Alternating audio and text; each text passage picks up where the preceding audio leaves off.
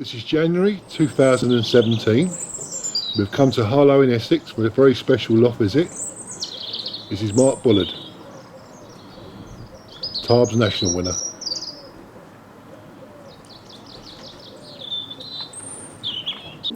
Morning, Mott. Morning, Keith. Thank you very much for having me over this morning, mate. It's a loft visit I've been looking forward to, this, mate. You're welcome, mate, anytime. So, what sort of racing do you like? I like all channel racing, really. Back in the old days when I flew north, I was more into the sprint racing. But since I've gone south, I just like the channel racing. I love channel racing. Yeah. So I try and be competitive from 200 miles all the way through to 700 miles. Yeah. So what's one of your best wins then? Probably most famous win is probably winning the Tarbes National in the King's Cup.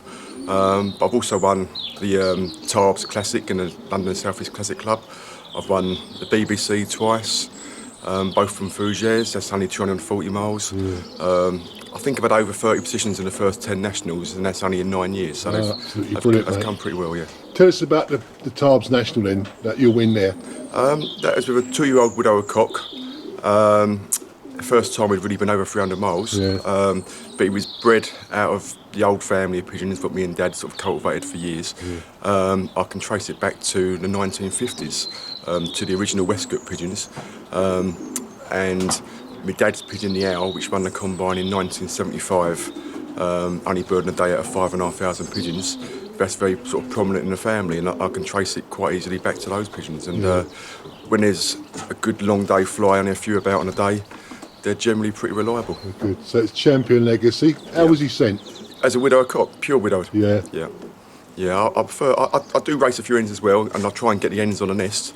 But if I can get a widower cock right, then that's what I try. Yeah. This is champion legacy. Tell us all about him, Mark. Yeah, he's very inbred to the old family. His father was a pigeon called Die Hard, which was a great pigeon for me. Die Hard won the Fed twice from Thurso, third combine twice, and he was actually a Hall of Fame pigeon. Was Die Hard when the London combine was strong. Both Die Hard's parents were also London North Road Hall of Fame pigeons. Which is an award given to pigeons when they've scored at Thurso 3 times in the first 100. Die Hard's father was a grandson of the owl, going back to 1975, so you can see how close they are to the old original pigeons. Fantastic line, mate. Yeah, he's quite typical of mine. Long cast, good eye, lightly framed, very easy to condition.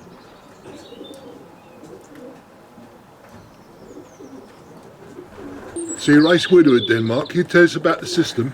Yeah, quite basic really. I pair up now around about mid-February time. Yeah.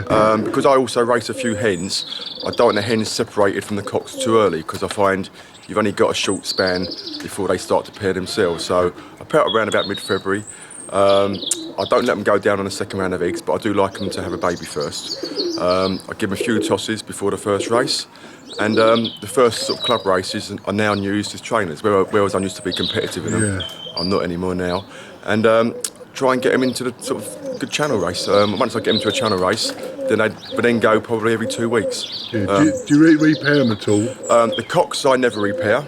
Hens I would like not to repair them, but I find once it gets a bit warmer, yeah, and they start to pair up around about June time. So I try and get them on short eggs. When I mean short eggs, like eggs about 5 or 6 days, because I think they're fitter then. Or the opposite, I like to get them on a small baby. I've done well with hens on small babies before. Won Tarbes Classic, been second BBC Bordeaux with hens on about a 5 or 6 day old baby. Yeah. How about feeding? Again, I've changed a lot from the North Road days, whereas I used to feed a lot lighter then.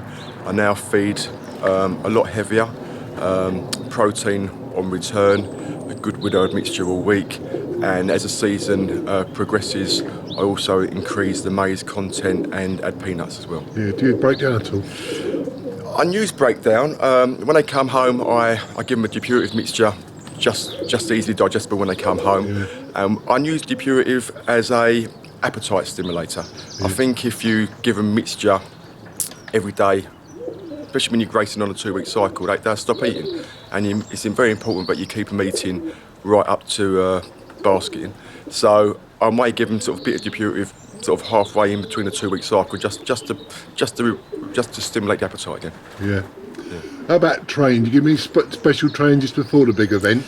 With our cocks, generally after the first race, they very rarely get trained at all. Yeah. If I miss a race or whatever, I may give them a toss just to sort of keep them going. But with our cocks, very rarely train. I'm not saying mine fly that great. If I can get them to fly 40 minutes, I'm Lucky, yeah. I wonder what's scared them. Hens though, basically I'm not. If I go somewhere, they go with me. So if I'm going to watch a game of football or going to see a friend, even if it's 50 miles in the opposite direction, I will take them with me. Yeah. This is Mott's loft setup here at Harlow. On the right hand side he keeps his young birds, and the loft along the bottom has his old bird races. And his small stock team is housed in the loft down the left hand side of the garden.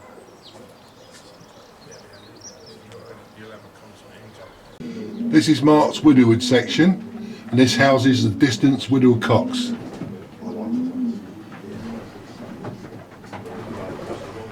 This is a beautiful cock, Mott. What's this one? This is Champion Rocky Keith. He's probably one of the best pigeons I've ever owned. He's part of my sprint family. He's won in land.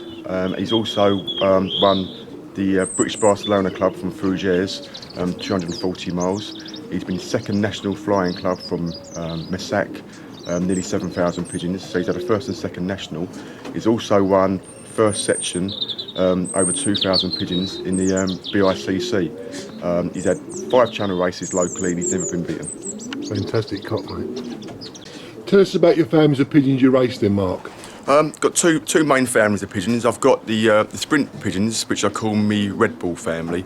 I had a old red Bushark cock when I first started on my own, and this red Bushark cock won the young bird fed average on its own. I crossed that with a good Sunjin hen, and they produced lots of good pigeons for me. I then bought a Staff Van Riet hen from Mark Sands down in Kent, and put those to the Red Bull pigeons, and they were fantastic. I've also got a couple of Jansen Van Loon pigeons from Robbie Wilton, so they're very inbred family over the years. They're only sort of based on like 4 sort of pigeons really, but they've up to 300 miles. They're very good pigeons. Yeah, and you've still got your dad's old stuff. My old family of pigeons, dad's old family, again, they're Westcott based. There's Busharks in them. They're slow pigeons. They're slow maturing pigeons, and they're not too good at the shorter races, which is why I have 2 families of pigeons. But when the going gets tough, when there's not many about, they are the pigeons which score for me. 500-600 miles, they can fly, no problem. Over the years, I've put just a very odd, good long distance pigeon into them. Good pigeon from Roy Frotts from Harrow back in the 90s was a really good cross for us. I've got a good Eric Cannon pigeon through Darren McFadden. That's bred me some good pigeons. And I'm just looking. I don't look to bring in a family of pigeons. I just look for a very good cross, yeah. Son or daughter of a good long distance winner. Fortunately, I'm able to swap with some very good flyers. A lot of the crosses I've tried haven't worked.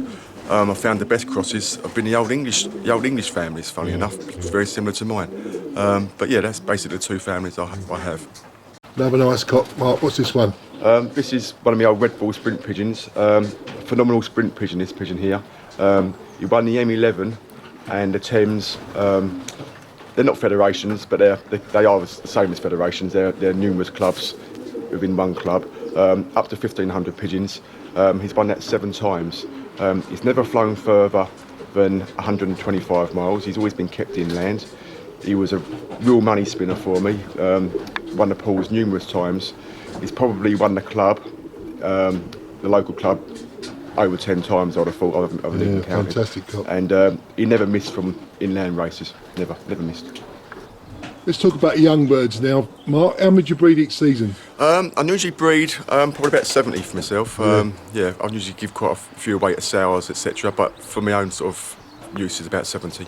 Yeah. Do you like young bird racing? Not really. No. It's a means to an end to me. I don't fly the darkness system, but I do believe they must be very well educated. Yeah. I feed them heavy. I train them wherever and whenever I can. If I go 40 miles in any direction, they go with me. I've had some disastrous training, but I do believe it makes them into great pigeons. Better pigeons. Yeah, I try and get as many club races into them as I can, as long as they're not in a really, really bad sort of feather condition around the covers. They will go inland. They don't fly that great. I'll send a few across the water if I've got too many. I only really send pigeons across the water that I can afford to lose, to be honest. I've had a couple of top 10 positions, but a lot of my top pigeons have never flown a channel as babies. I don't believe in that. Just educational, basically. Pure education, yeah. This is a scene inside Mark's young bird loft. Of course, this is January, and these are his old hens.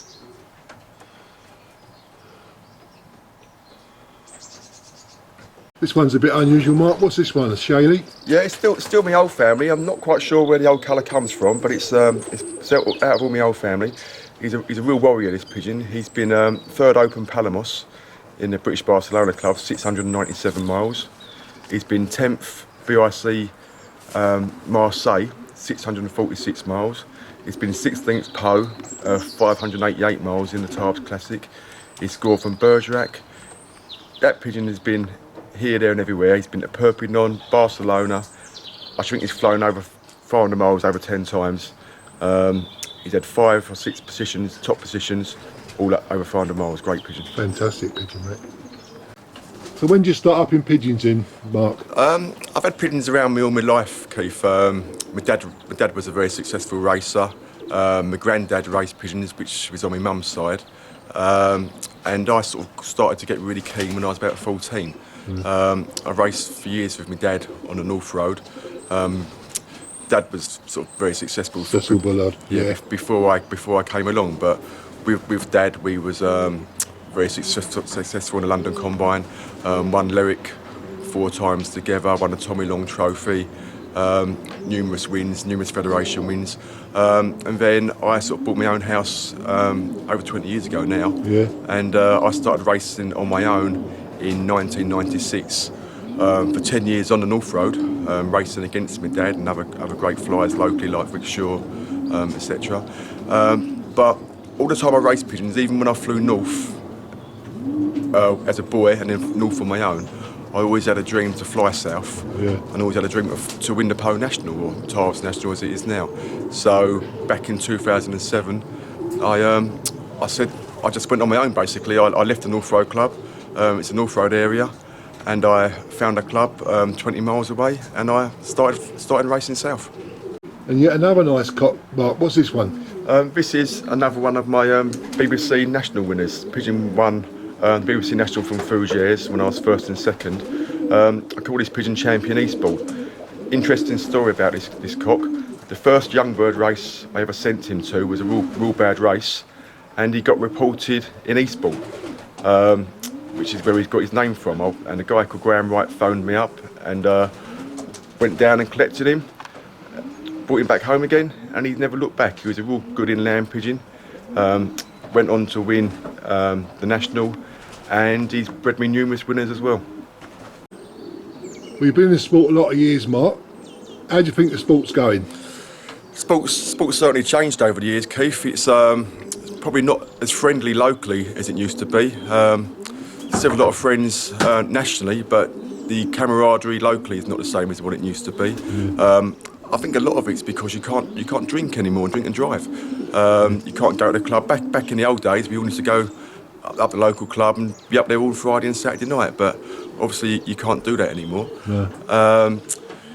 It's much more competitive now in a sense that the big team men, the money men are taking over. The days of the small back garden fancy being consistently successful is difficult, but you haven't got to spend the money. You can still be a good fancier. You can still nick your wins by sourcing the correct pigeons without paying lots of money, and working hard. I think if you're a good fancier, you'll still get your rewards. Mark, thank you very much for having me over this morning, mate. I've really enjoyed this loft visit. You're welcome, Keith. Nice to see you again, and you and Terry, and you're welcome anytime.